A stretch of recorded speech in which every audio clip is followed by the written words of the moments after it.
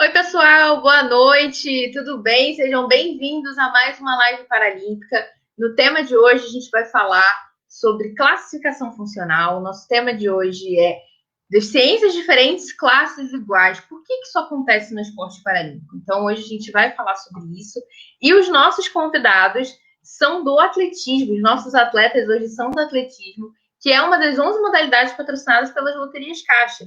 Então, eu quero chamar aqui o João Vitor Teixeira, que é campeão mundial no lançamento de disco em Dubai no ano passado. Oi, João, seja bem-vindo. Olá, gente, boa noite. Meu nome é João Victor Teixeira de Souza Silva. Como nossa querida Thay apresentou aí, eu fui campeão mundial no lançamento de disco ano passado. E no arremesso de peso eu fui bronze. E hoje eu vou contar um pouquinho da minha história para vocês. Isso aí, o João compete na classe F37, que é para atleta do F, é da prova de campo, a gente também vai explicar isso. E a nossa outra convidada, a nossa segunda atleta convidada é a Verônica Hipólito, medalhista paralímpica, pan-americana, que também é da classe 37. Olá, amigos CPBnianos e CPBnianas. Espero que todos estejam bem, meus queridos terráqueos. Estou aqui hoje, assim como o João, para contar um pouco da minha história e também sobre como é difícil ser um PC. Vamos falar sobre tudo isso. Seja bem-vinda, Verônica. Obrigada. E, bom, a gente precisa de um especialista nessa mesa, né? Alguém para falar aí que a gente está falando certo e que a gente está falando errado. Então, eu vou convidar o João Paulo Castelletti, que é o coordenador da classificação esportiva do CPB. O problema já começa para bater palma. Como é que bate palma? Tem que bater aqui! Boa noite a todos, boa noite, Thay, boa noite, João, boa noite, Verônica. Queria agradecer mais uma vez o convite do CPB, né, através da Thay, para a gente falar um pouquinho sobre classificação, esporte paralímpico, movimento paralímpico, enfim. Ficou à disposição aí para ouvir um pouquinho da história dos nossos amigos e discutir um pouquinho sobre esse grande mistério da classificação, né? Sempre, né, Verônica? Sempre misterioso, sempre ali com uns detalhes ali que a gente tem que ficar atento. Bom, gente, sejam bem-vindos. Muito obrigada por aceitarem o convite para participar dessa live. Galera que está assistindo, manda comentário, manda pergunta aqui que tanto os nossos atletas quanto o João Castelletti vão responder aqui para vocês, tá bom? E, bom, já queria começar aí, o João Vitor já falou aí do problema para bater palma, eu quero saber sua história, como que você, né, ficou deficiente, enfim, o que você tem também de limitação? Então, eu nasci com uma má formação nas veias do cérebro. Só que elas não se manifestaram até meus 12 anos. Daí, diante dos 12, eu comecei a ter seguidas crises convulsivas. Aí, assim, seguido também de ansiedade, que eu acho que vem do PC também, ser ansioso demais. Aí isso engloba tudo. Aí o que acontecia? Convulsão. Então, o médico submeteu a uma cirurgia. Aí é o que a Verônica falou, que vem do PC. Eu não queria saber se eu ia morrer, se eu ia ficar tetraplégico, paraplégico. Eu só queria sair do hospital e ir para minha casa. Eu falei, quando minha mãe veio conversar comigo, João Vitor, você vai ter que fazer uma cirurgia para ver se a gente diminui essas crises. Eu falei, tudo bem, mãe, vamos fazer cirurgia. Só quero ir embora para casa. Não pensei em nada, não pensei se eu podia morrer, o que podia acontecer. Aí tudo tranquilo, eu fiz a cirurgia. Só que assim, no pós-cirúrgico, eu já estava indo para o CTI, tudo tranquilo. Eu tive outra crise convulsiva. Foi onde comprometeu os movimentos do meu lado esquerdo. Aí isso dá o nome de hemiplegia. Então, tanto a perna quanto o braço você tem as limitações, né? Tudo. Assim, dificuldade no olho, no peito também. Esse lado aqui, ó, o lado direito, ele mexe direitinho. O lado esquerdo, não, ó. Dá até para imitar a pessoa é atleta e fica imitando o Terry... não, gente. Qual é o seu comprometimento? Teste na classificação. Eu vou levar, Verônica. Qual é o seu comprometimento? Eu só consigo mexer um peito. Mexe aí, então. Novo teste. Eu não consigo. Esse vai. Esse não vai. Esse vai o ombro. Muito bom. Ai, João. Ai, meu Deus. Tudo isso, gente, para explicar que o lado esquerdo dele é o comprometido. Tá vendo? A gente vai simplificando para vocês. É isso aí, muito bom. E, Verônica, você consegue mexer os dois lados? Como é que é aí? Eu tô...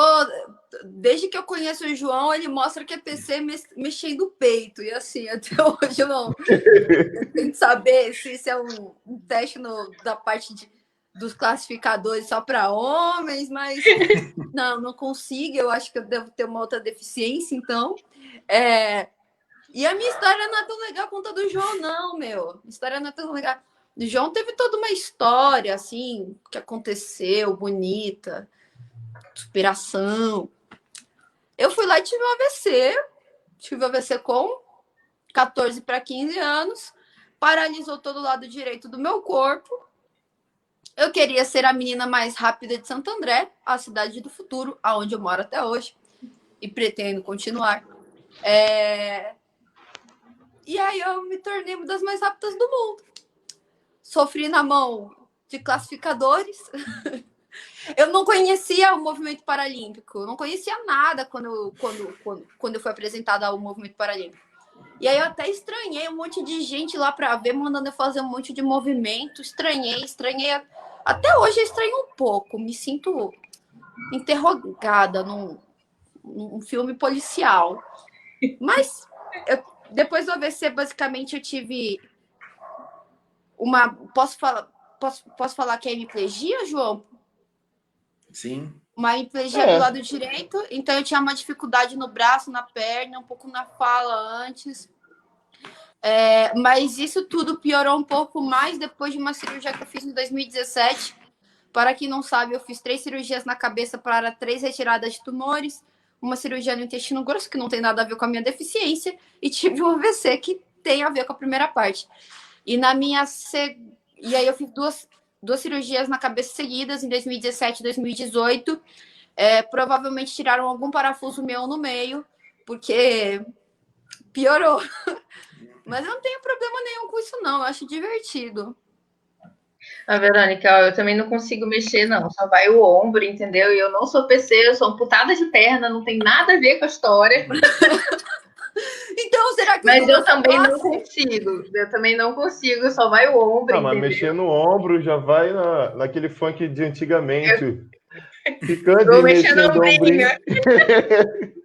Eu vou treinar, entendeu? Eu preciso malhar mais para ficar igual o João Vitor, para ver se vai, porque não tá indo, não. Olha lá, me senti benzão agora. João Castelletti, a gente fala aqui, né, sempre com muito bom humor, os nossos atletas também ajudam nisso, né? A ideia é realmente a gente simplificar e esclarecer para o público de uma forma leve, realmente simples, né, sobre o universo paralímpico. E quando me perguntam muito, mas o que é a classificação funcional, né? A gente, como jornalista, acaba tendo que responder um pouco, né, essa pergunta pelo CPB. A classificação funcional é um meio que o esporte paralímpico tem de equiparar, né, as deficiências ali para a pessoa competir. É isso? É um dos objetivos, né? Um dos objetivos da classificação, ele é realmente tentar trazer o máximo de equidade possível, né, durante a competição. E eu acho que para a gente poder entender um pouco isso, a gente tem que entender um pouco da história do movimento paralímpico, né? Então, quando começou lá na década de 40, com Ludwig Guttmann, Stockmann Deville, eles estavam tratando os reabilitados da guerra e utilizando o esporte, a atividade física, como uma forma de reabilitação.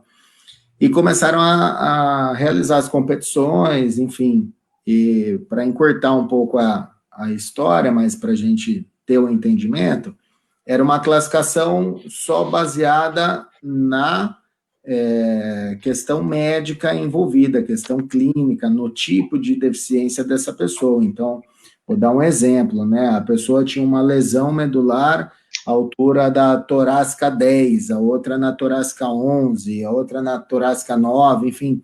E aí eles separavam por classes conforme as lesões.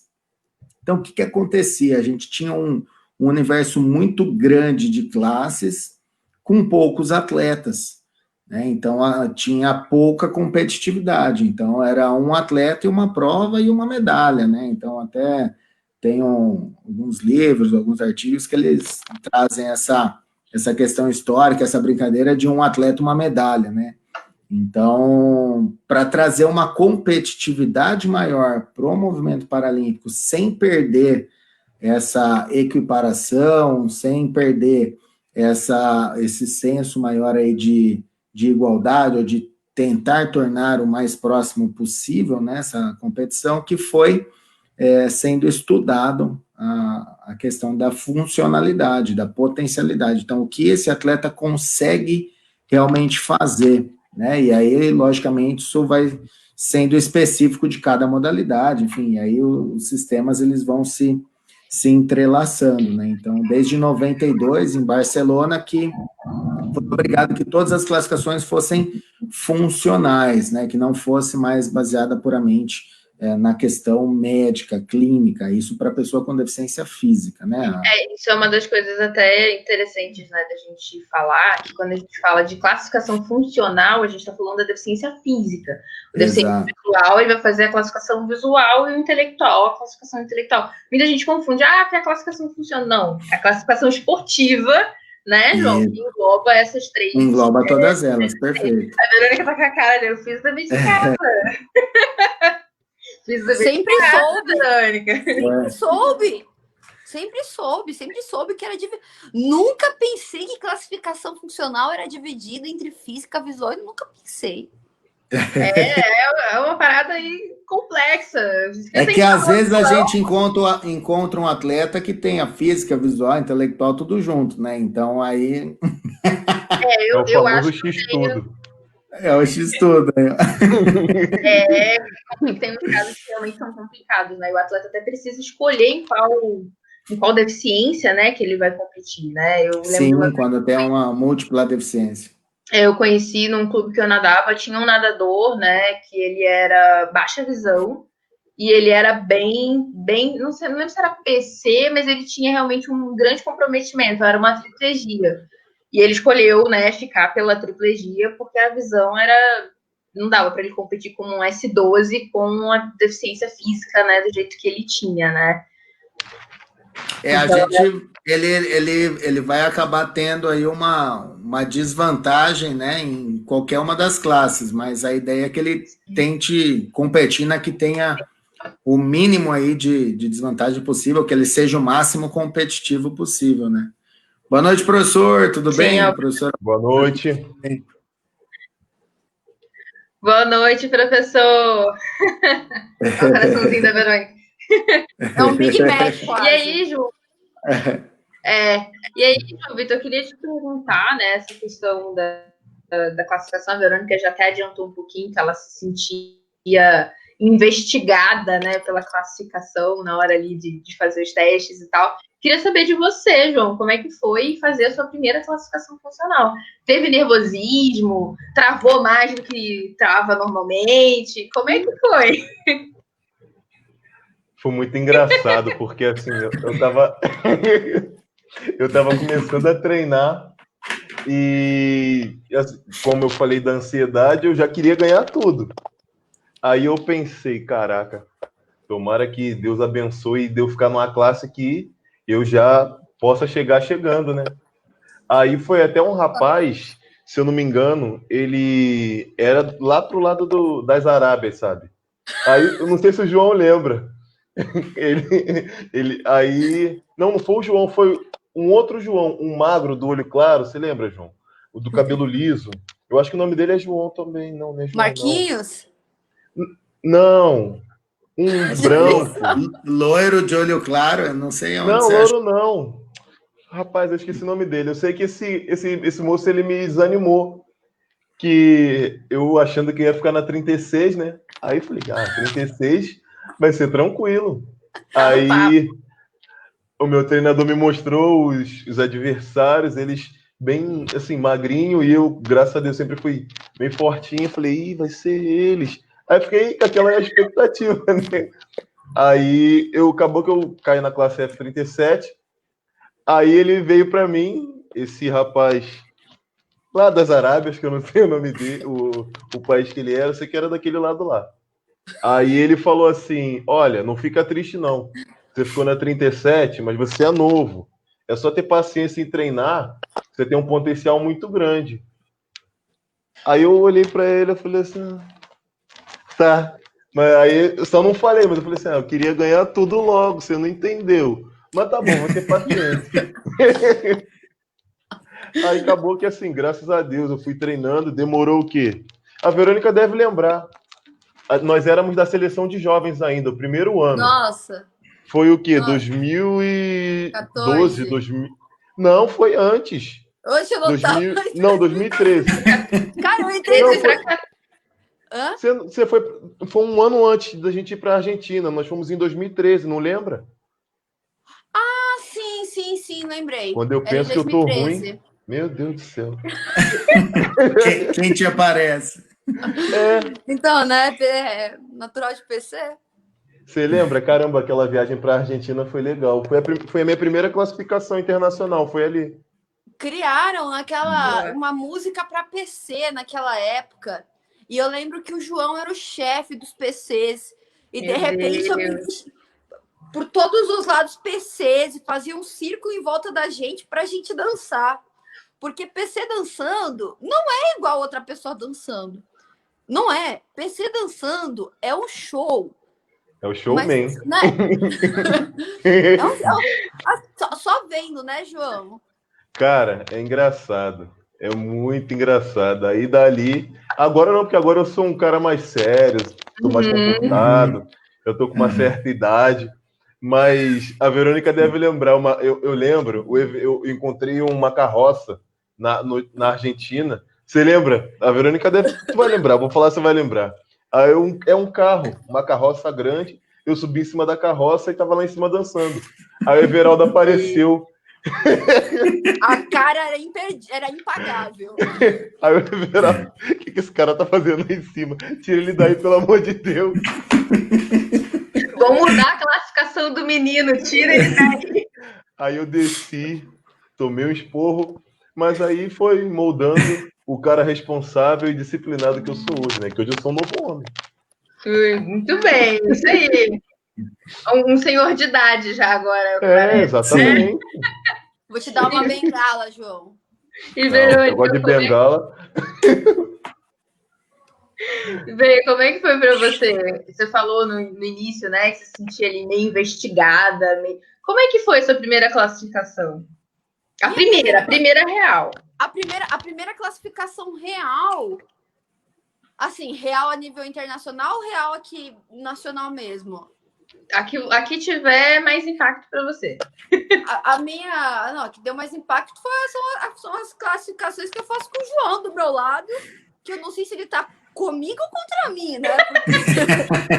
Tem histórias para contar. A minha primeira classificação de todas, eu cheguei muito assustada porque eu não sabia o que era. Eu imaginava de outro jeito, achava que era um médico que sentava e via meus exames e assim, acabou, é ou não é? E é incrível como assim, eu fiquei muito assustada. Eu lembro que a minha mãe foi comigo, era longe pra caramba, a gente não era assim. A gente não ia para São Paulo. Nós somos do ABC Paulista, nós não íamos para São Paulo. E a classificação era próximo do Ibirapuera. E aí a gente, se eu não me engano, foi no Ibirapuera, no hotel do lado do shopping Ibirapuera.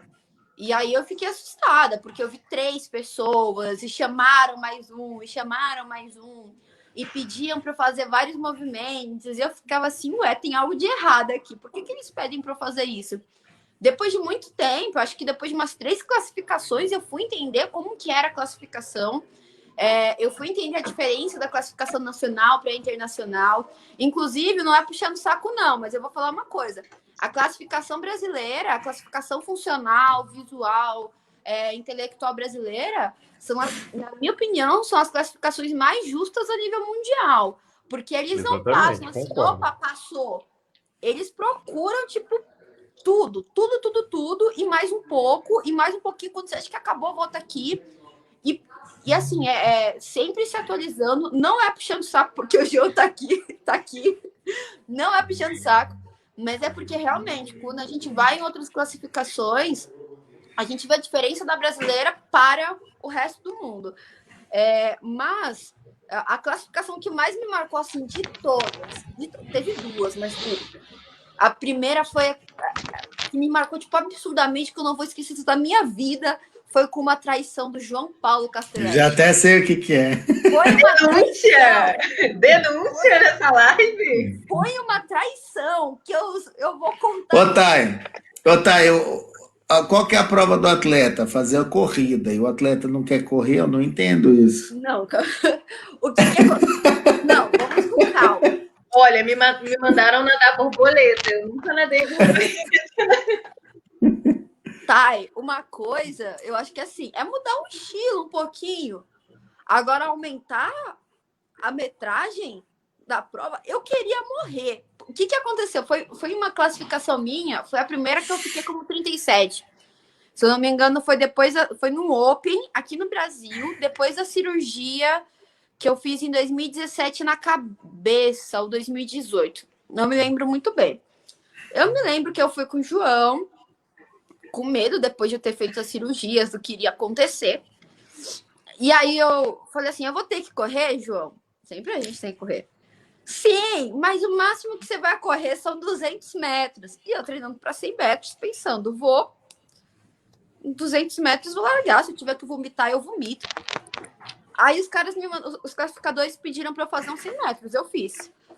Pediram para eu fazer uns 200 metros, eu fiz. Pediram para eu saltar, eu saltei. Dali a pouco veio o João, com uma cara que eu nunca vou esquecer na minha vida, assim. Eles pediram para você fazer um 400. Nossa. Eu olhei para ele. Um tirinho, tá? Básico, 400, já. 400, não dá um minuto isso aí, né? Não dá nem cansado. O cara tava dando continuidade ao seu treino. Foram os classificadores na curva, na última curva, que era indo para os 300 para terminar os 400. O pior é eles lá torcendo para mim. Eu fiquei assim, esses caras querem me matar. Eles querem me matar para não terem que me classificar. Não é possível. Era a estratégia, Verônica, pra você falar, não quero mais ser classificada. Tira meu nome daí da lista. Mas eu terminei viva, com o João ao meu lado, querendo rir. Tudo bem. Deu tudo certo no final. É isso aí. A classificação funcional, ela é bem diferente, né? Assim, como funciona, né? Até de cada modalidade. A gente está aqui com 2 atletas do atletismo. Eu sou ex-atleta da natação, então eu fiz a minha classificação funcional também, já tem bastante tempo, até mudou, né? Um pouco como é que funciona. Mas eu lembro que era isso que a Verônica contou. Eu lembro que eu tive que nadar borboleta e eu tava treinando, tipo, para livre e costas. Eu sabia nadar peito, mas o borboleta, assim, é um fracasso. E aí eu tive que nadar e eu fiquei, tá bom. Tá, eu nado. Vou me afogar.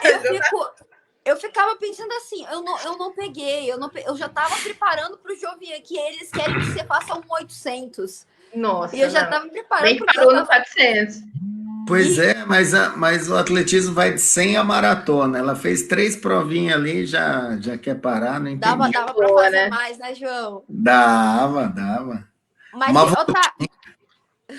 Eita! Thay, é até uma coisa que eu já quero jogar a pergunta também pro João, se possível, João Castelletti. Pode ser minha impressão. Mas a gente vê que amputado é amputado e ponto final, pelo menos no atletismo a gente vê isso. Ou é abaixo do joelho, ou é acima do joelho, ou você tem prótese, ou você não tem a prótese, você tem a perna, é uma lesão. Visual é muito também mais médico do que a parte prática, parece para mim. E aí acho que me parece que os mais difíceis são aqueles que têm, tipo, doenças degenerativas como a gente trazer aqui uma Beth e também PC. Isso é verdade? Você concorda com isso? Você fala assim, não, PC é mais tranquilo, vocês estão reclamando de barriga cheia.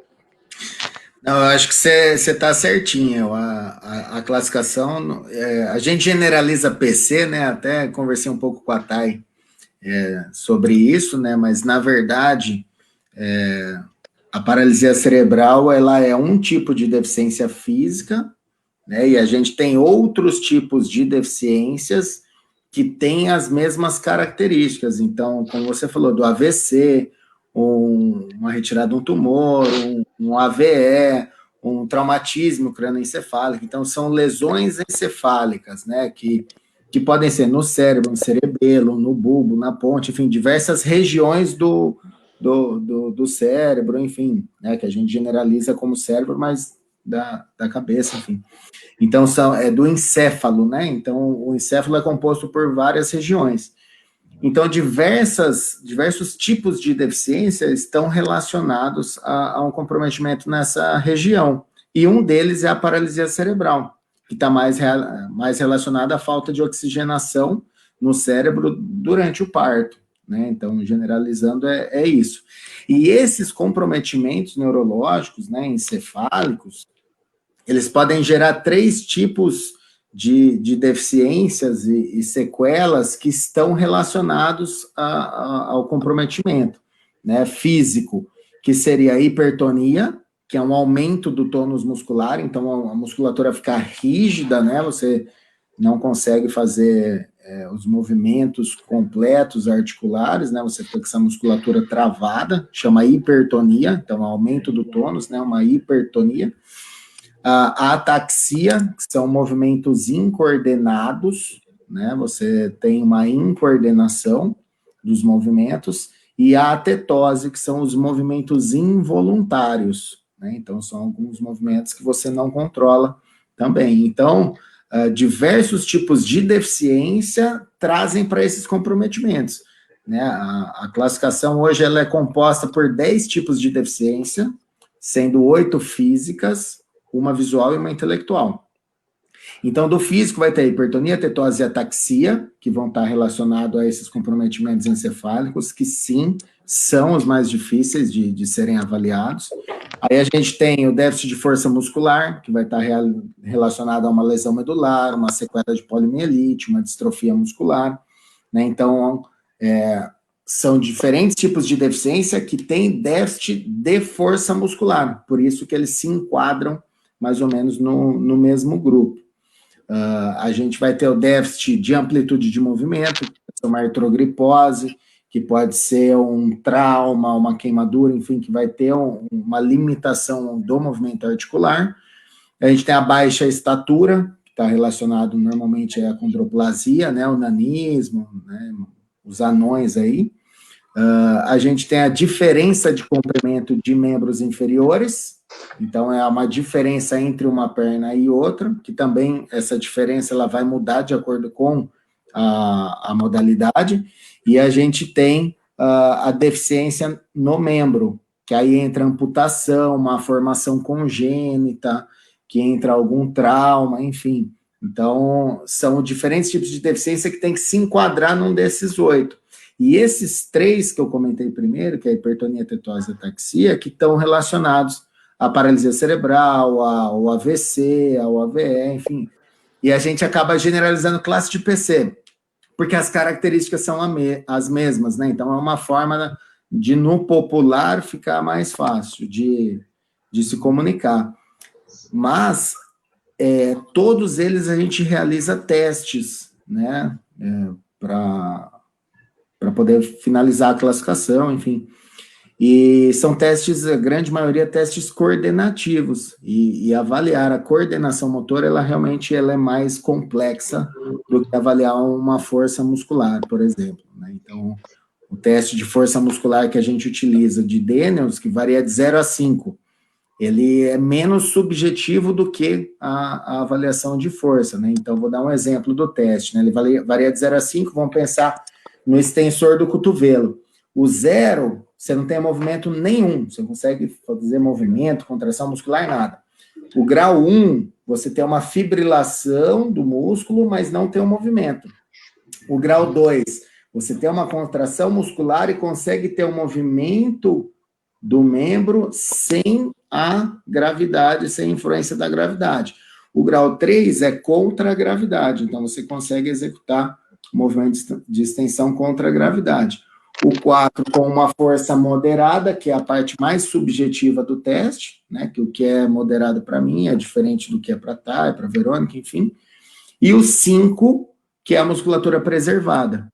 Então, a gente faz esse teste em todos os movimentos articulares. Então, quando a gente pega, que nem você comentou da Beth, né, ou pega qualquer atleta com tetraplegia, a gente precisa fazer esses testes em todos os movimentos articulares, né? Então, você vai fazer para todas as articulações e todos os movimentos. Então, realmente é uma classificação um pouco mais demorada, que a gente precisa debruçar um pouco mais. Pode desculpa. Não, eu fiquei com uma dúvida, né? Você falou que esse teste é feito, por exemplo, né, para PCEs, enfim, para sequelas de AVC e tal, mas vocês fazem em todos os membros? Então, por exemplo, a Verônica veio com o lado direito comprometido. Esse teste vai ser aplicado no lado direito e no lado esquerdo, ou só no lado que ela veio com a documentação, né? Enfim, dizendo que é comprometido? Sim, a gente acaba aplicando em todos os membros, logicamente de uma maneira mais direcionada, né? Então, se você já tem um laudo médico dizendo, o interrogatório que a Verônica disse é uma anamnese que a gente faz no começo, então a gente quer saber o histórico desse atleta, quer saber o histórico da deficiência, o histórico da atividade física, então quanto tempo esse atleta treina, quantas vezes na semana, porque é muito comum também, mas eu não consigo fazer isso, tá, mas pelos testes você tem capacidade para fazer, você precisaria treinar mais que você vai conseguir fazer, então, por isso a gente faz essa anamnese antes, para ter esse entendimento. E aí a gente vai fazer, é até importante a gente fazer no lado contrário, para verificar se tem realmente, às vezes a gente tem uma certa dúvida entre um grau 2, um grau 3, um grau 4, aí você faz no lado contrário, ou um grau 1 mesmo, né? Então, a questão da hipertonia é um teste de Ashworth, chama escala de Ashworth.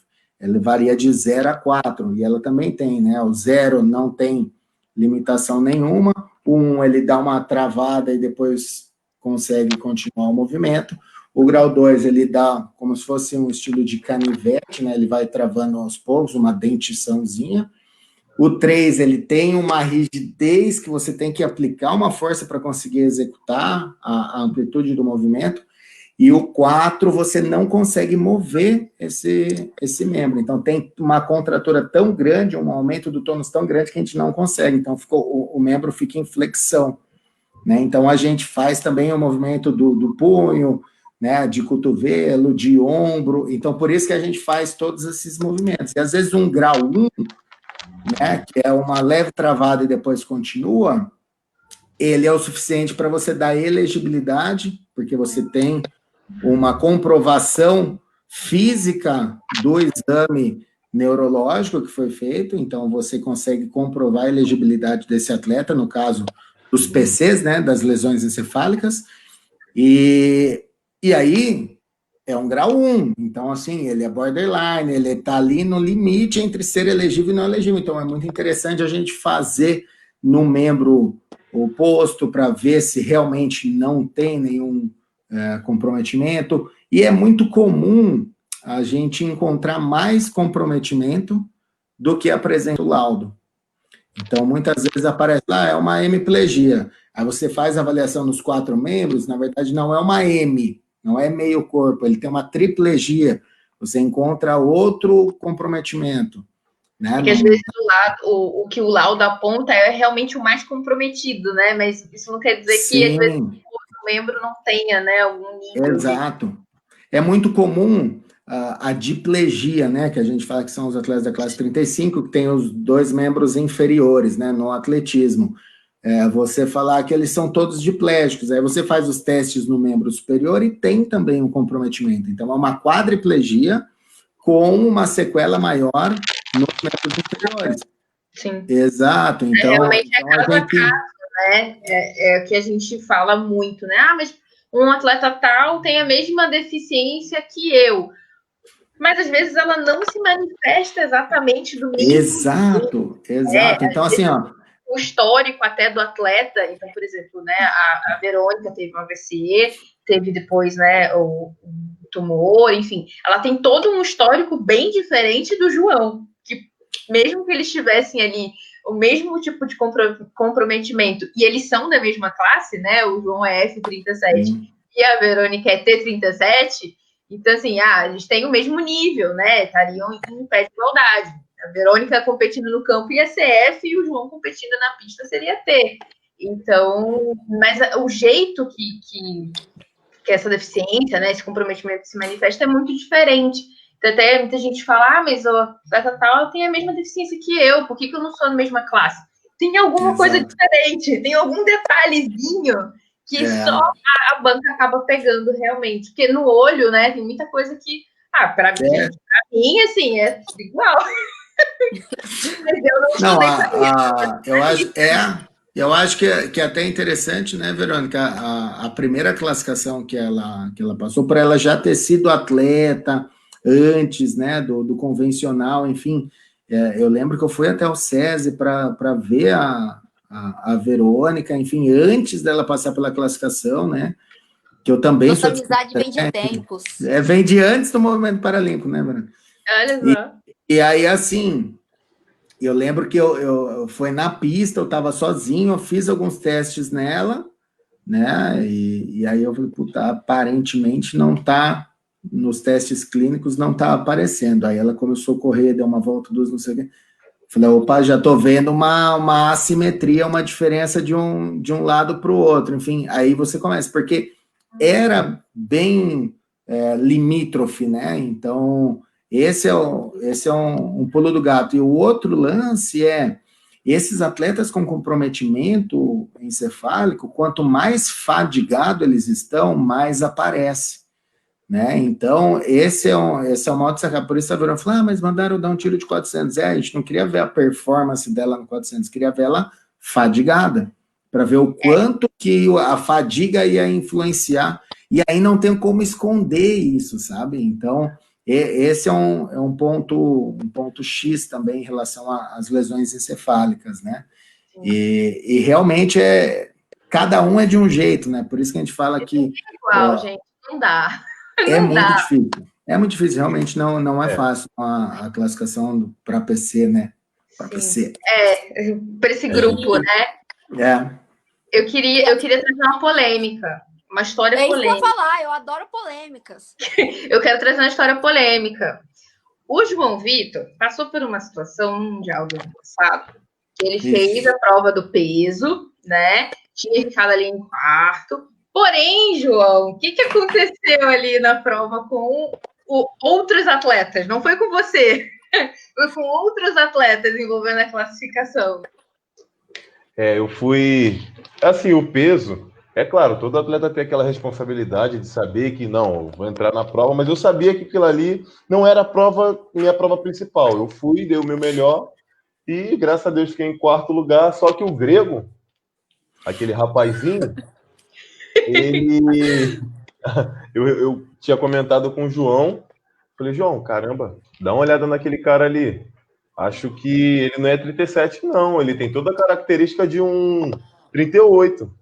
Só que assim, eu só joguei o veneno. Aí foi passando e tal. No final da prova, aí eu não sei se foi o João ou se foi o classificador que estava olhando ele por fora, não foi isso, João? Ele na verdade, ele já estava sendo observado pela Atlético, né, pela federação. Não, ele não estava. Esse é até um ponto interessante. Ele não estava em revisão, mas a coordenação da classificação, né, no caso nós aqui no Brasil, o Comitê Paralímpico Brasileiro, nas modalidades que a gente gerencia, né, atletismo, natação, halterofilismo, tiro, enfim, cada confederação, ela tem o poder de poder questionar a classificação do atleta. Isso é importante. Exato, e porque às vezes acaba passando, né? Então, um equívoco, um erro, alguma coisa pode acontecer. E realmente esse atleta, o pessoal já estava de olho, né? Então a gente comentou com a World Paralympics, outros países também comentaram, e aí a World Paralympics protestou a classe dele. Então, após a classificação, ele passou por classificação novamente, né? E como é que foi para você, João Vitor? Quanto influenciou aí essa reclassificação do grego, né? Aí eu fiquei surpreso quando o classificador da World veio falar com a gente. Aí ele explicou, olha só, é isso, isso e isso, o cara está sendo avaliado, ele vai competir amanhã. Aí eu fiquei naquela, ele ia competir no dia seguinte, na classe F38, e dali ele seria avaliado, se ele ia ficar na 37 ou na 38.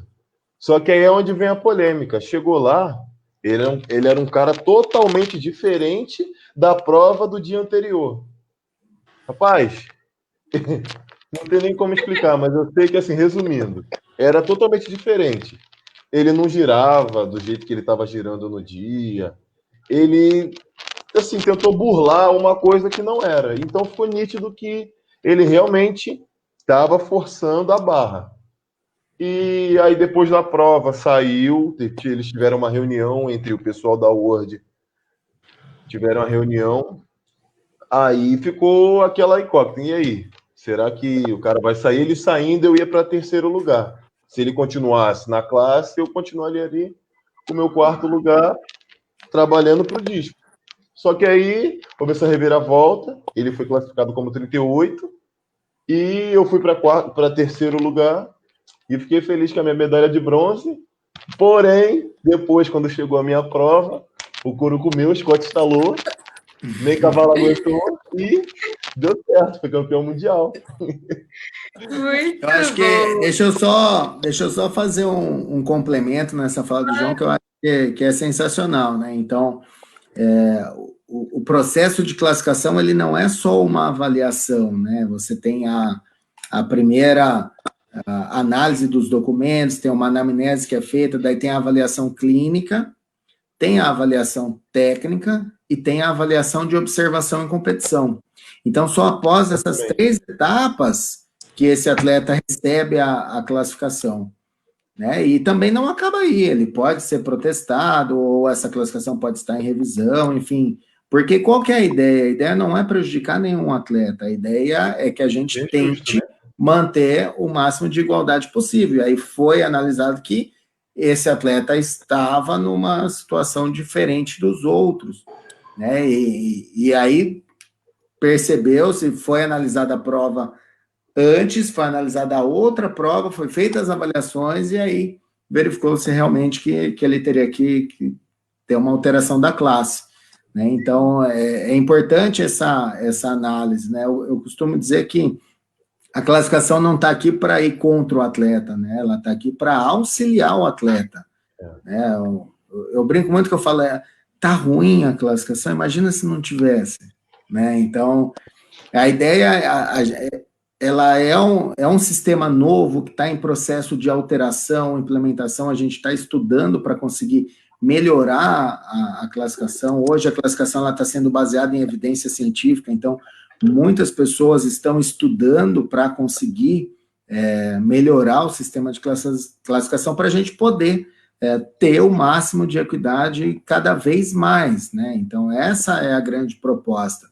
Então, é até interessante, a Verônica, o João, eles participaram de algumas pesquisas que a gente fez, algumas avaliações, o meu doutorado, que foi realizado em relação a atletas com lesões encefálicas, porque realmente é o mais difícil. Então, a gente precisa buscar evidências para conseguir embasar o sistema que a gente tem, ou alterar ele, né, dentro do que for possível, ou que a gente acredite, visualize que possa melhorar, né? Então, essa é a proposta. E realmente é difícil. A questão da paralisia cerebral e das lesões encefálicas é o que a gente falou, mas a gente tem diferentes tipos, né, dos 3 que eu falei, ela pode ser mista, então ela pode ter os 2, aí vai interferir diretamente no equilíbrio, que era onde o grego estava tentando simular, né? Que ele estava perdendo equilíbrio, queimando e tentando não conseguir se equilibrar após o lançamento, né? Você lembra que ele alegou, João, que ele já estava cansado porque ele competiu um dia anterior? Sim, sim. Não realmente não. Verônica, não é fácil, Verônica. Ó, pergunta do Luiz Cavalli. Um abraço. Grande Cavalli, boa noite. Ó, no atletismo, um atleta que recebe uma classe de pista, então, no caso, uma T52, necessariamente teria a mesma classe para todas as provas de campo? Então, ele é T32, F32? Ou há a possibilidade ali de mudar? Ele muda, né? Ele pode mudar ou não, né? Na verdade, são classes totalmente distintas. Para vocês terem ideia, as provas de pista relacionadas às classes 50, que são pessoas com déficit de força muscular, déficit de amplitude de movimento, deficiência de membro, que competem sentados, nós temos 4 classes, então vai de T51 a T54. E para campo vai de F51 a F57. Então, o que a gente encaixa em 4 classes, a gente vai encaixar em 7. Né? Então, a ideia é essa. A ideia é que são classes totalmente diferentes, mas ele vai ter uma classe na pista e uma classe no campo se ele fizer as 2 provas. Né? Por quê? Porque quando ele está na cadeira de rodas para realizar a corrida, o que ele tem de comprometimento ou de potencialidade de membro inferior vai influenciar no tronco. Né? Então, a análise é basicamente tronco e membro superior para poder propulsionar. A gente não acaba fazendo essa análise diretamente no membro inferior. Já na prova de campo, ele consegue transferir essa força para o implemento. Né? Então, a quantidade de potência que ele vai ter em membro inferior vai influenciar diretamente na potência que ele vai transferir para o implemento. Então, realmente o movimento da modalidade, né, da prova em si, né, que tem que ser avaliado. Exato. Então, são classes totalmente distintas, né? A classe dos atletas com paralisia cerebral, elas também são distintas da T da F. É que ela acaba tendo uma característica muito semelhante, né? Mas a gente também pode ter um atleta T35 F36, pode acontecer. Se ele tiver um comprometimento misto, onde a hipertonia influencia mais no membro inferior na corrida, e a incoordenação de membro superior influencia mais na finalização dos arremessos. Então, ele também pode ter uma classe T35 F36. Pode acontecer. Né? Então, tem que pensar que a classe T é uma classe, e a classe F é outra classe totalmente distinta, exato. Perfeito. Verônica, eu estava aqui, eu quero fazer uma pergunta para você. A gente, né, comentou do caso lá do grego na prova do João, né, sobre reclassificação, né? Você já passou por uma reclassificação, né? Eu já conversei com diversos atletas de diversas modalidades, até com a Suzana da natação, né? Que ela, enfim, por conta da patologia dela, faz diversas reclassificações, né, fez, né? Com o passar dos anos, e ela fala muito isso. Que ela, no caso dela, né, que é uma doença degenerativa, ela fica triste porque a doença está avançando, mas que ela fica feliz quando ela passa por uma reclassificação porque ela se torna competitiva de novo.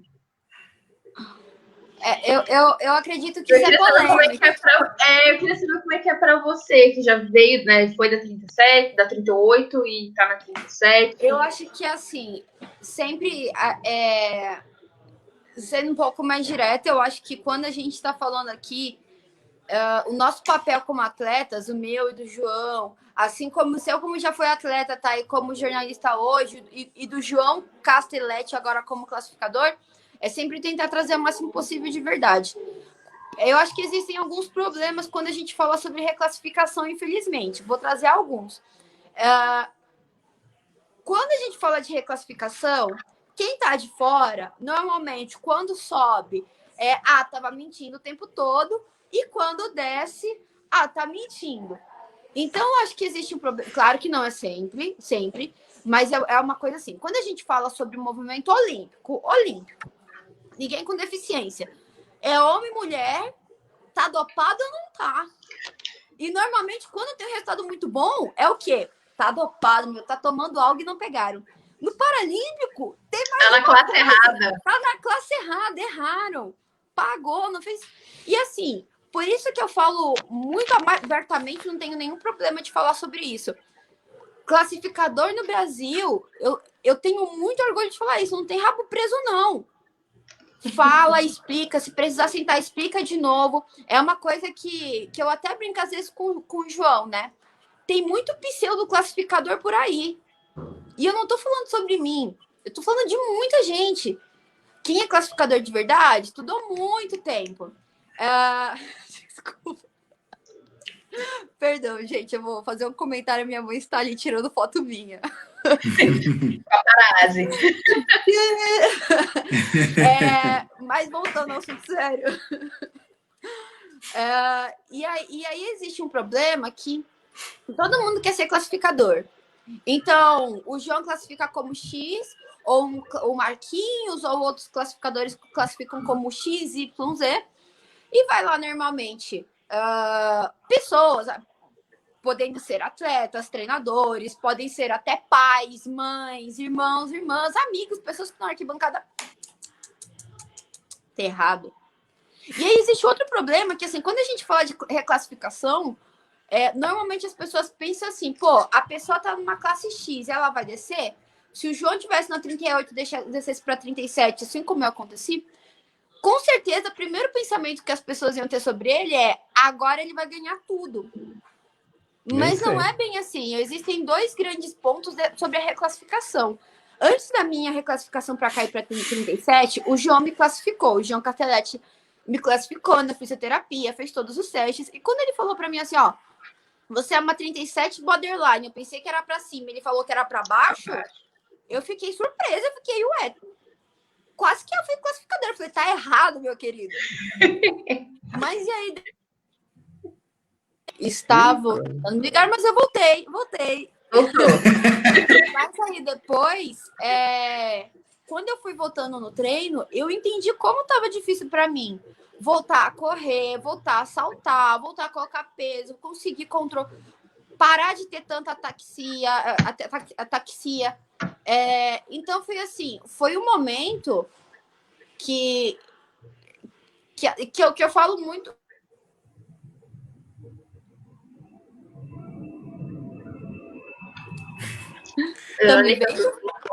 Você tinha ficado muda.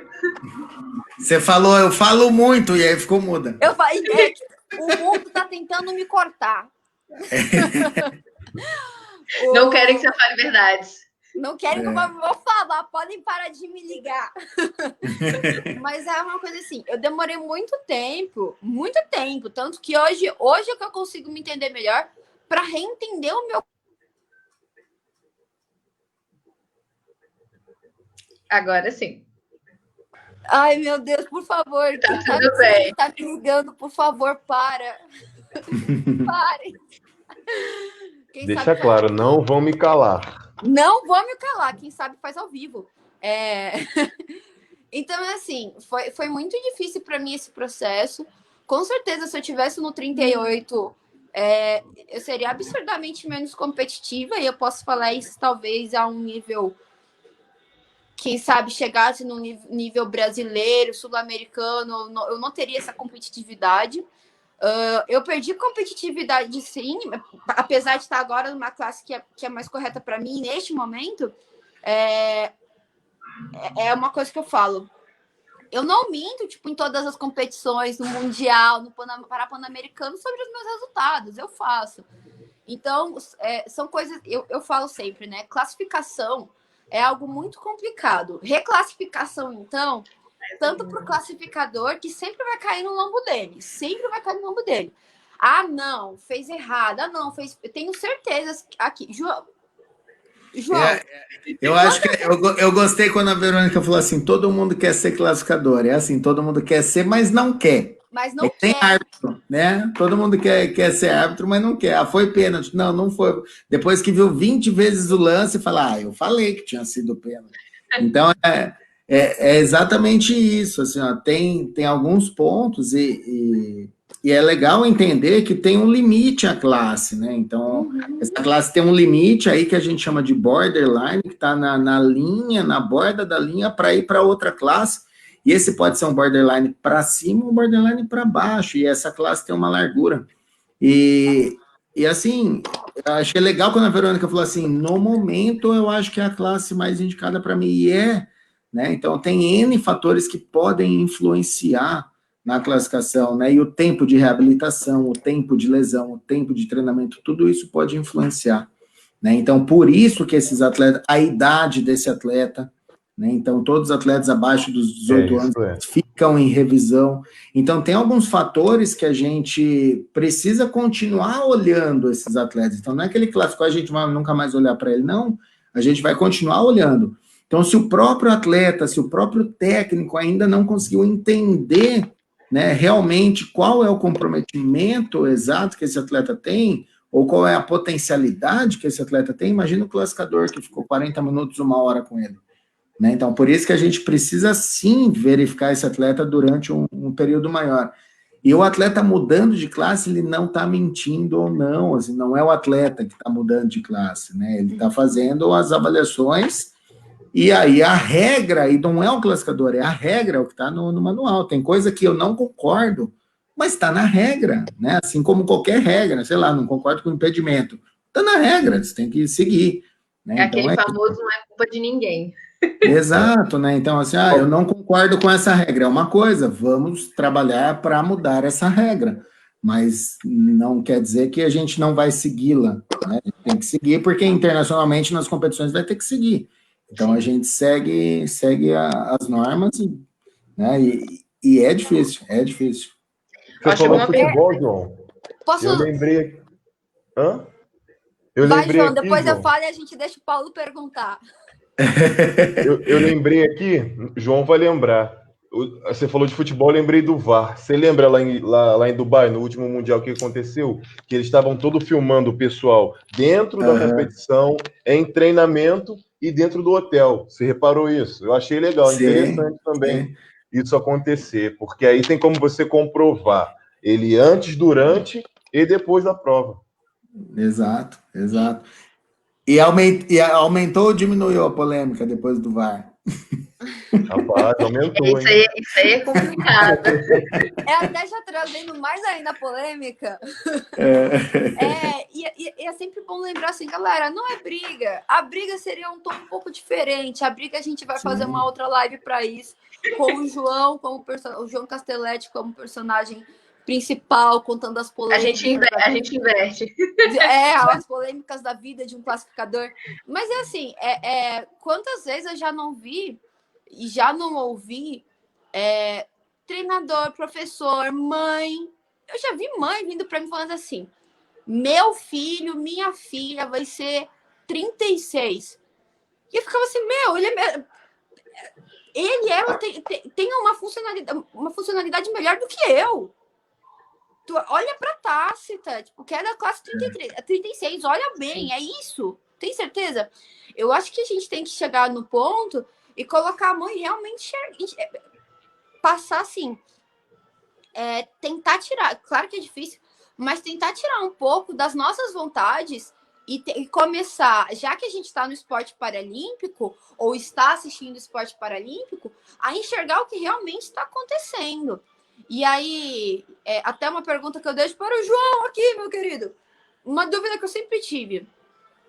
A gente tem uma atleta, isso teve uma polêmica muito grande em cima de uma atleta T35, que foi a Isis Holt, eu me lembro disso.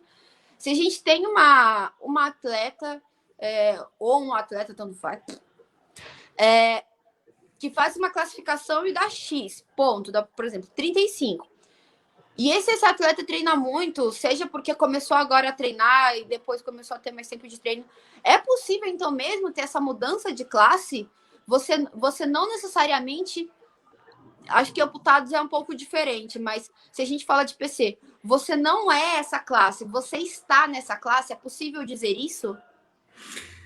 Isso vai estar mais relacionado à reabilitação dessa pessoa do que o próprio treinamento, porque quando a gente faz a avaliação não pensando no desempenho final, né, desse atleta, a gente não está pensando em quantos metros ele está arremessando, né, a gente utiliza a metragem do arremesso, o tempo dos 100 metros, para ver se essa pessoa está fazendo de uma maneira efetiva. Então, se ela não está trotando, se ela está realmente correndo em uma velocidade interessante, aí, né? Lógico que a gente não vai querer que ela faça 100%, mas o ideal é que ela faça entre 80% e 100% todos os testes relacionados à classificação, para a gente ter uma ideia do real potencial desse atleta.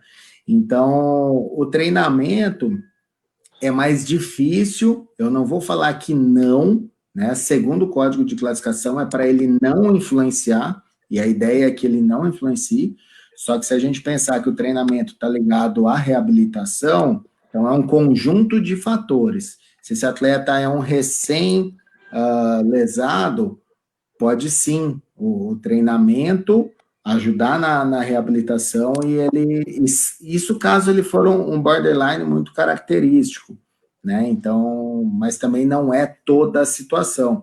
Isso eu acho, assim, é uma coisa que os treinadores, os atletas não podem pensar dessa maneira. Eu não vou treinar isso porque eu vou mudar de classe, pelo amor de Deus, tá? Eu acho que é o contrário. Tem que pensar, eu vou treinar muito para eu ser o melhor dentro da minha classe.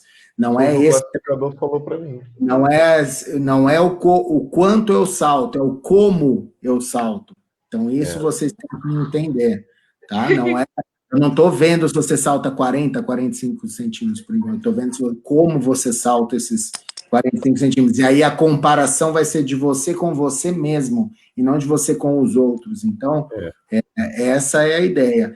E por isso, eu até achei legal esse comentário seu, que o classificador explica, enfim.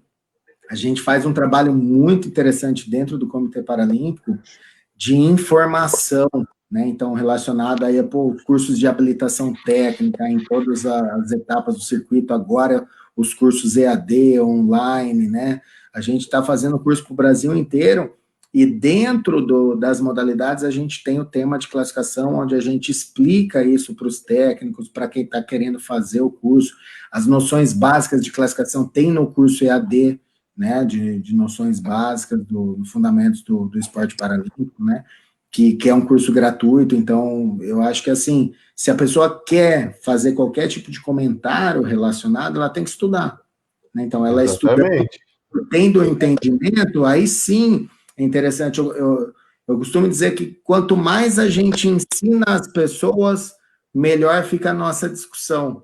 Então, não é que a gente não quer discutir classificação, a gente quer sim discutir classificação, mas com uma pessoa que entende do assunto, né? Não, porque senão ela só vai falar, não concordo. Não é não concorda. Por que você não concorda? Exatamente. Tem uma argumentação, né? Não é só sim e não e ponto. Tem que... E os classificadores, eles estão abertos, assim, porque eu sempre digo, quem sabe mais da classificação do atleta é o próprio atleta e o treinador dele, que estão diariamente juntos. Então, é importante que o classificador tenha informações, que o atleta fale para ele quais são as dificuldades, como que ele treina, como que funciona, o treinador vai trazer algumas características.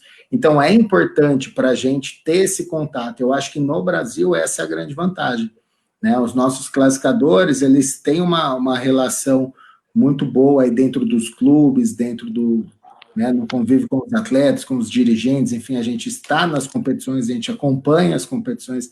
Então, esse realmente é um diferencial do Comitê Paralímpico e do nosso sistema de educação como um todo, né? Sim, isso que você falou, João, dos classificadores acessíveis, até para mim, não como ex-atleta, mas até como jornalista, às vezes, até contigo mesmo, né? Estou fazendo algum texto, alguma matéria, putz, surgiu essa dúvida. Eu vou lá no João, na competição, várias vezes, o Guilhermo, da classificação da natação, já me socorreu diversas vezes, inclusive foi ele que fez a minha classificação na época de atleta. Então eu fico, não, vem cá, Drica, vem cá, me ajuda, não sei, eu posso dizer isso, tá certo, né? Então, essa proximidade com os classificadores, acho que é importante para os atletas, para os técnicos e até para a gente mesmo, né, da comunicação lá do CPB, para a gente poder disseminar essa informação corretamente, né? Diminuir aí o limite das polêmicas, né? Enfim, tudo que tem aí por trás desse assunto tão delicado. Pode falar, João. Porque você falou uma questão aí que eu achei legal, porque assim, por que será que nós brasileiros admiramos tanto os nossos classificadores? Porque eles estão olhando o nosso dia a dia. Aí você imagina, eu treino, moro em São Paulo, treino lá e tal, tudo tranquilo. Aí vem um classificador lá dos Estados Unidos, que nunca me viu, vai me avaliar ali em 2, 3 dias. E aí, como é que o cara vai me avaliar e me colocar numa classe correta? Por isso que eu achei muito interessante o que você falou. Isso é legal. É só mais um comentário. Além de eles nos olharem, eu acho que o pessoal tem uma visão, muitas vezes, erradíssima sobre os classificadores. A visão que eu já vi em muitos lugares é assim, classificador tá tudo junto, já sabe qual é a classificação e ponto final. E não é assim. Eu lembro da minha classificação onde que foi? Em Lima, se eu não me engano. A minha classificação foi uma coisa, mas eu vi na época o André Rocha, que estava no atletismo, o João brigando, argumentando, batendo, pedindo mais uma reclassificação, protestando. Então, assim, existe um manual, existe a questão da convivência que você consegue observar melhor. E os classificadores brasileiros, novamente, não é puxa-saquismo nenhum. Eles estão muito bem treinados. Eles brigam por nós quando tem que brigar. Não é porque somos nós. Né, João? Mas não, exato. Exato. E se a gente acha que não é essa classe, a gente fala e a gente argumenta. Então, assim, você nunca vai ver um classificador pelo que a gente está trabalhando e formando e capacitando, ele querendo defender atleta brasileiro de forma errônea. Ele vai querer defender o atleta brasileiro se ele concordar com aquela classe. Certeza, então, colocaram o João em 38, nós não concordamos, então a gente vai brigar, protestar, apelar. Então e isso é outra informação importante, não é porque o classificador deu aquela classe que ponto final, né? Então, os NPCs, né, os Comitês Paralímpicos Nacionais, assim como os clubes, eles têm formas de protestar essa classe do atleta deles, de apelar e de querer um novo processo. Logicamente, isso tem que ter argumento técnico e que seja compatível com o que está acontecendo. Não adianta ele só falar, eu não concordo, isso não é tem que estar embasado, né? Não é falar, eu não gostei, não pode ser, né? Não gostei, eu não sou campeão mundial. Não é assim, calma. Então, eu acho que é isso. Quando a pessoa pensa na classificação e ela não entende o movimento paralímpico, eles querem entrar numa classe que eles já ganhem tudo. E, não é assim. Quem que uma competição que já vai entrar ganhando tudo? Sim, então, é algo que até o manual, né, João? A gente passou aí recentemente por uma atualização, né, de manual de classificação, a natação principalmente, né? A gente tem aqui 2 atletas do atletismo, mas a natação passou por uma grande, né, mudança recente, e o manual vai se atualizando, e não é porque você tá, eu tô há 2 anos no movimento paralímpico, eu vou entender tudo. Não, você tá andando há 10, você também não vai entender. É um constante aprendizado, né? Você vai aprendendo, se atualizando também. É isso aí, ele vai continuando, vai se atualizando, você tem que também estar se atualizando, né? Então, também, acho que fica aí também o recado, né? A dica, né? Isso é uma outra informação importante. Às vezes a pessoa fala, eu já fui classificadora há 10 anos atrás.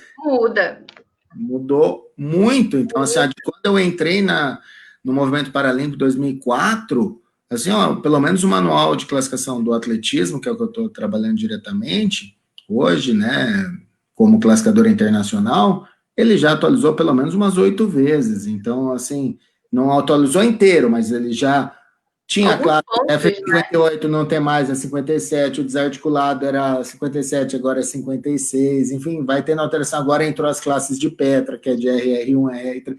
Então, ele vai tendo alteração. prótese, né, que não tinha também. As próteses aumentaram, agora tem as classes 60. Então, assim, tem muitas mudanças. A altura do atleta bem amputado, então tem diversas ações. Os testes relacionados aos atletas com paralisia cerebral mudaram, então todos os atletas precisaram ser reclassificados também, né? Hoje o atleta com paralisia cerebral, ele não é mais confirmado, né? Ou com lesão encefálica não é mais confirmado, porque realmente tem essa questão da flutuação da patologia, então ele vai estar sempre sendo observado. Isso não quer dizer que ele vai alterar, mas ele vai estar sempre sendo observado. Então, tem diversas alterações que vêm acontecendo, né? Sim. Outras modalidades que eu trabalhei com classificação também tiveram diversas alterações. Então, é acompanhar a evolução do esporte, né? A classificação ela tá seguindo e sendo atualizada para que consiga acompanhar. Então, se você viu o manual há um tempão atrás, eu me lembro que o pessoal veio falar comigo do rugby, né? Pô, João, dá uma olhada nesse atleta novo que chegou pra gente aqui. Eu falei, cara, eu preciso dar uma olhada no manual, porque assim, mudou um monte de coisas. O que eu tenho na minha cabeça do outro manual, eu vou ter que ver o que ficou e o que foi atualizado. Então, não dá para eu olhar de uma hora para outra, eu preciso dar uma estudada para depois eu poder observar e ver se ele se enquadra ou não, enfim, etc. Então, acho que essa é uma dica interessante também. Sim. E chegou uma pergunta aqui muito legal que eu queria, a gente já está encaminhando aqui para o finalzinho da nossa live, nosso bate-papo. Foi muito bom, foi muito esclarecedor. Acho que a gente ter essas experiências, né, dos atletas contando como é que foi, enfim, tudo isso agrega muito. Eu sempre gosto muito de saber, né, essas coisas por trás. E chegou uma pergunta muito legal do Paulo, que é para a Verônica e para o João Vitor, e também tem uma para o Castelletti. Verônica, como seria para você arremessar? O Paulo, ele quer saber se você invertesse aí de papel com o João Vitor e o João Vitor fosse correr. Pergunta desagradável, hein? Não, eu quero saber, João. E aí? Eu tenho certeza, se tivessem, tipo, 8 mulheres no arremesso, se eu fosse a nona, eu ia ficar em nona. Porque, nossa, até crescesse... Tá certo que eles estão grandes. Tão grandes no meu braço. Tá ajudando. Enorme. Não, o moletom não importa. Falei que não.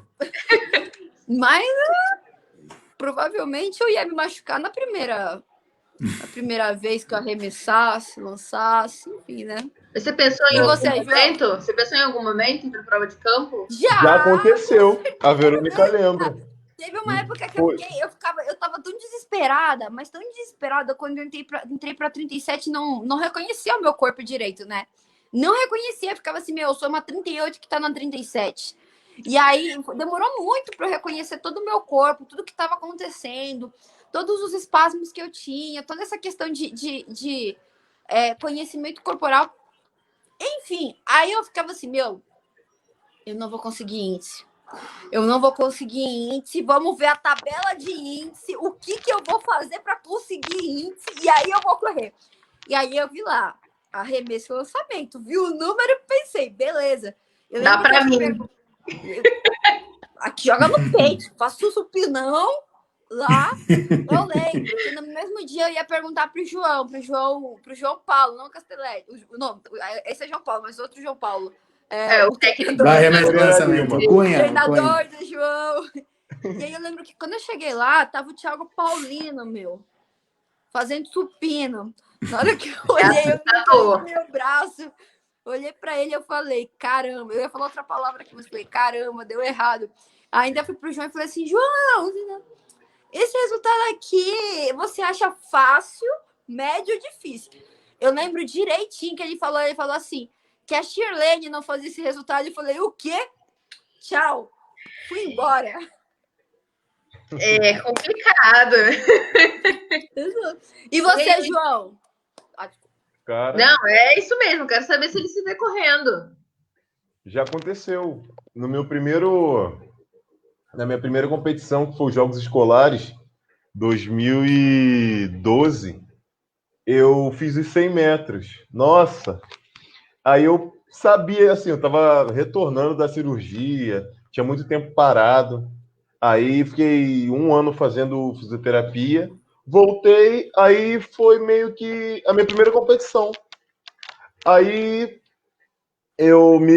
assim, para ganhar ponto para a equipe, me colocaram nas 3 provas, que era o que podia fazer. No peso, nos 100 metros e no dardo. No peso e o dardo foi tudo bem, normal, ganhei as provas, como... Não, minto. Perdi para o Matheus Evangelista, no dardo. Perdi para ele. Aí, mas no peso eu ganhei. Agora os 100 metros, meu Deus do céu. Tem uma foto minha, tadinho. Mas só que eu entrei na prova, aí como eu sempre fui grande, aí o pessoal com medo, achando que eu corria bem. Eu falei, não. Aí perguntava, quanto você tem nos 100 metros? E, cara, a última vez que eu corri, eu tava com 10,40. Corria bem. Corria bem. Aí, peito inchado, postura. Falei, não, corro bem, 10,40. Aí entrei no bloco, tudo bem. Muito tempo que eu não entrava em bloco, que eu fazia o pentátulo e tinha competido o quê? Foi 2012, a minha última competição tinha sido 2009, 2010, por aí, 2011. Por aí. Aí entrei no bloco, pronto, hoje. Pá! Todo mundo saiu, aí eu saí junto. Nossa, aquele dia ali, cara, foi triste. Eu me senti humilhado, eu falei assim, todo mundo foi embora, eu fui lá, tadinho, uma blusa amarela, eu tenho a foto até hoje. Aí, para você ver como é que eu tava sem noção.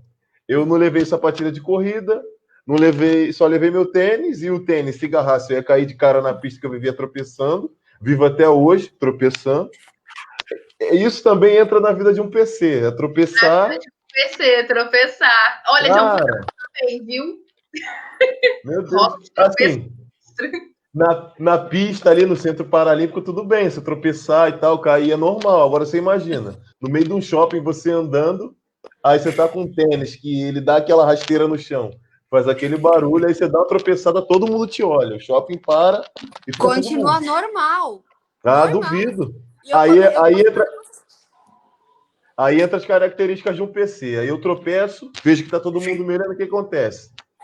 O braço trava na hora, eu fico nervoso, começa a suar. Nossa Senhora. Mas piora a situação. Só piora. E se ficar olhando para mim, piora mais ainda. Você tem que fingir que eu não existo. Aí sim, fica tudo bem. Mas caramba, esses 100 metros aí ficou pra história, cara. Fui o último lugar. Se tiver foto disso aí, manda pra gente, João. Manda pra mim. Quero ver. Vou te mandar. Vou te mandar. Eu lá em último lugar, todo mundo chegando. Aí depois ainda vieram me zoar. O Washington. Aí ele, cara, tu não falou que tu corria bem, que tu tinha 10,40. Falei, fiquei no bloco. Eu tinha. Lá atrás. Aquele dia ali não foi um dia legal. Mas no salto de distância eu não fui tão mal, não. Eu saltei, não foi uma marca maravilhosa, mas quem estava parado, não, eu saltei 4,90. Sério? 4,90. Você lembra do Carlinhos, Verônica? Aquele magrinho. Então, eu ganhei dele. Eu ganhei do Carlinhos. Mas Carlinhos estava beirando 36. O Carlinhos. E aí tem a segunda parte dessa pergunta, que é para o João Castelletti, que é do biotipo. Se o biotipo do atleta interfere na classificação, né? Falando de T e F. Eu não sei se é questão só de classificação, né? Mas acho que até escolha da modalidade, né? Da prova. Isso vai estar mais... Não tem tanto perfil de arremessadora e talvez o João não tenha tanto perfil de velocista, né? Exato, isso daí vai estar... O biotipo está mais relacionado à característica da prova ou da modalidade que o atleta vai fazer, né? E não da classificação. A classificação ela não analisa o biotipo, né? Ela vai analisar somente a funcionalidade que esse atleta tem. Então, eu não vou ver qual é a envergadura do braço, eu não vou ver qual é a potência do membro inferior, não vou olhar tipo de fibra muscular, essas coisas a gente não analisa, a gente analisa somente a funcionalidade, a potencialidade desse atleta. Perfeito. É ver o seu corpo e vendo ali qual modalidade, qual prova se encaixa mais. Eu sei que eu não tenho nenhum porte para chegar perto ali das provas de campo, porque não é para mim, gente, não tá. Assim, meu braço fininho não rola.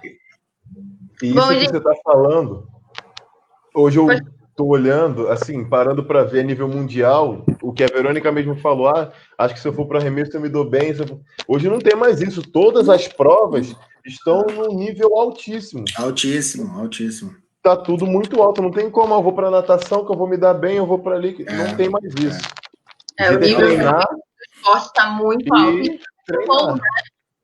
Isso é muito bom para o esporte paralímpico mundial, né? Você ter esse nível de competitividade. Isso é gratificante até, né? Você poder treinar, batalhar ali por cada segundo, por cada milésimo, por cada centímetro, né? Enfim, para realmente conseguir ali sua vaga, sua prova, sua medalha.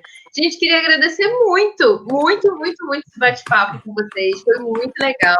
Foi legal. Obrigada aí por participarem, a gente poder contar aqui um pouquinho da história de vocês.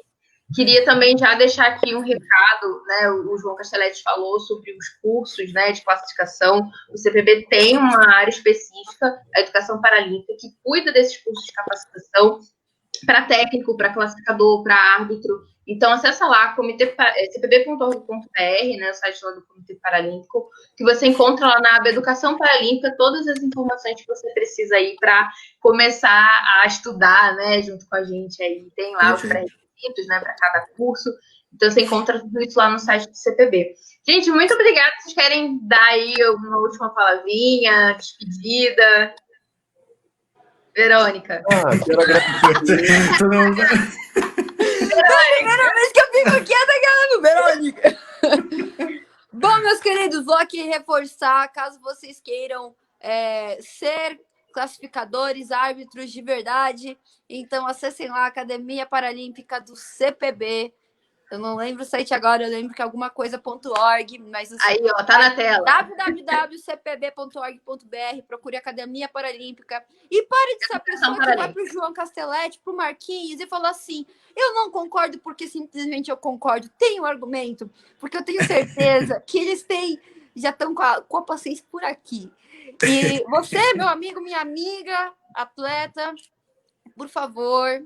Vamos parar de pensar assim, tal classe é mais fácil, tal classe é mais difícil, tal classe é isso aqui. Acabou. Cada um tá na tua classe. Porque assim, se fosse um movimento olímpico, era homem e mulher, acabou. Então é assim, como o João disse, se você acha que a classificação tá ruim, imagine 100. A gente não vai ter, como sempre ter uma classificação apropriada para cada um de nós, senão ia ser a classificação Verônica, a classificação João, a classificação Maria, a classificação José. Tá tudo mudando, acreditem nos nossos classificadores, acredite... Como eu vou falar? Acredite no João e seus amigos.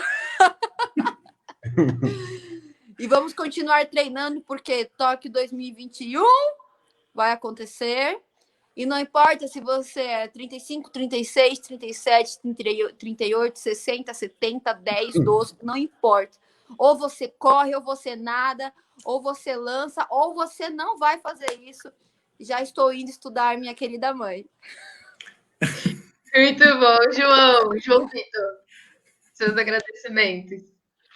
Eu quero agradecer ao CPB, agradecer a todos nós por essa reuniãozinha básica aqui. Foi legal, foi interessante, bastante assim, informativa, passamos informações que muita gente não fazia ideia. E como ninguém fala da minha classe, porque eu sou um cara tranquilinho na minha, é isso aí.